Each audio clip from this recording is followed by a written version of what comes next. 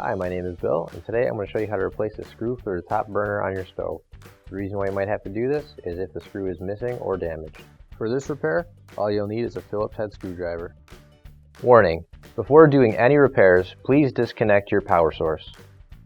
So this is the stove that we're going to be using for our demonstration. It's a Frigidaire, and keep in mind that ours might be a little bit different than what you've got at home, but the same techniques should still apply.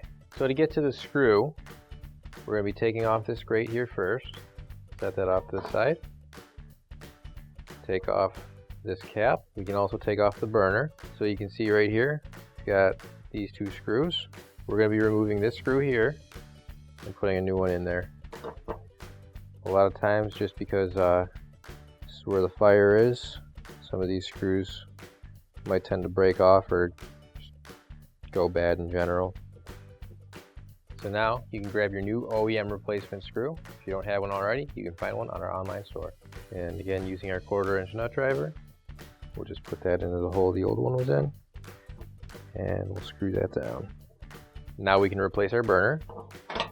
That'll sit down there just like that. And we'll get the burner cap, set that on there, put the grate on, and your repair is complete. Finally, don't forget to plug in your appliance.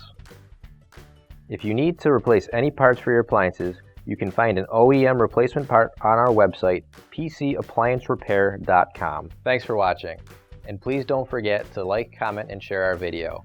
Also, don't forget to subscribe to our channel. Your support helps us make more videos just like these for you to watch for free.